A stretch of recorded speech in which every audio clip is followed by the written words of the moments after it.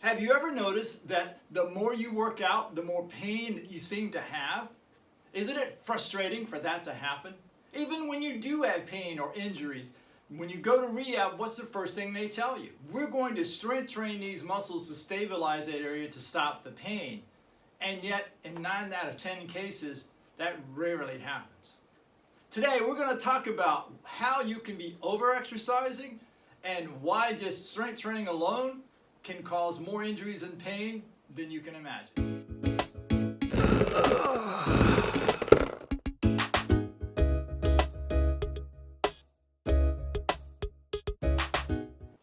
Welcome back to the Muscle Repair Shop. My name is Butch Phelps, and today we're going to talk about the possibility of you maybe over-exercising or how strength training by itself can actually create problems in your body.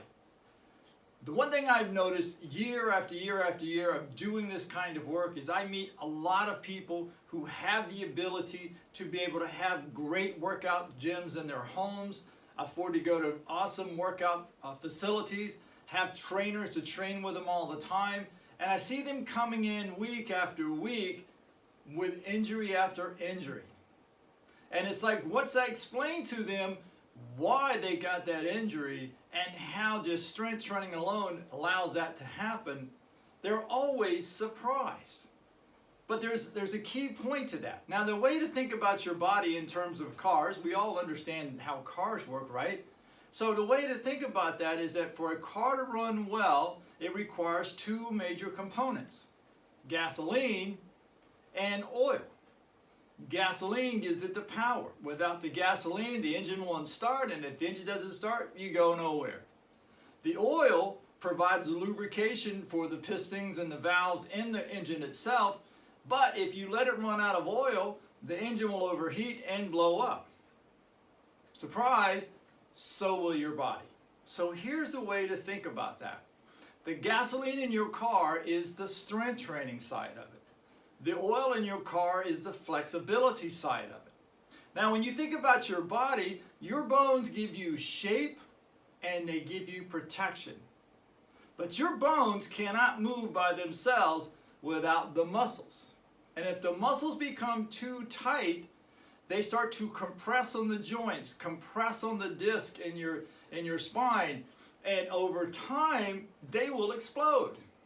Not literally, but you'll have things like broken cartilage. You'll have things like compressed disc. You'll have problems where you're in pinched nerves. That's like an explosion in your car engine in the same terms of having it in your body. So when you're strength training, and I'm not here to tell you that strength training is bad, strength training, my message here is equally as important as flexibility. Because if you don't have the strength to get up out of the chair, how much flexibility you have is irrelevant. But strength training by itself will cause you to have more injuries and pain. Flexibility by itself, while your joints may not hurt, you may not be able to stand up and get out of a chair or walk around the block. Either scenario won't work well for the human body. So let's take some common things here that I've seen recently that brought me to this video. So I'm getting a lot of shoulder issues on people, and they typically will do things like planks, they're riding the bike, they're working out upper body using dumbbells and barbells and machines to increase the strength of their chest. And what's happening is that they're winding up getting pain on the back side of their neck coming down into their shoulders and down between their shoulder blades. Now, everywhere they go, they're going to work down up here and down between the shoulder blades. The truth of the matter is that I know this hurts. So I'm not oblivious to that. I know this hurts, but what's causing this to hurt is the outside chest muscle. The outside chest muscle shortens. So if I'm doing bench pressing here coming up this way, or an upward bench press coming up this way, or even a downward bench press here, I'm tightening the muscles here, you see. And as I tighten the muscles here, my shoulder starts to round in, and as that happens, now it shifts my head forward, and as my head goes forward, the pressure back here increases by 10 pounds per inch that my head goes forward. So that puts this at a contracted state all day long.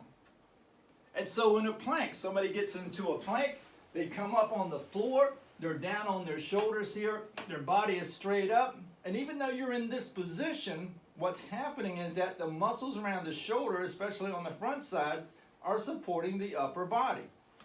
This will tighten the shoulders and will cause you to have pain on the back side. Now, the secret is that once you do these exercises, and again, I'm not saying do not do them, I think they're all good for you, but once you do those exercises, you're going to have to do the stretching that I've shown you in the past where the hand comes behind your head, the elbow is into the door frame, and you're going to use your feet to rotate your body to feel the stretch out here. And again, if this is your first video you've watched of me, let me repeat it. For those of you who've seen these videos before, you'll probably get tired of hearing it. But if you come here and you push forward, you're going to feel pain on the backside of your shoulder. If you try to twist with your body thinking you're going to pull this muscle here, pull it out, all you're doing is strength training. You're going to make the problem worse. What you want is to breathe out, use your feet, and rotate your body and allow this to let go. The other common thing that I see people have is low back pain, hip pain.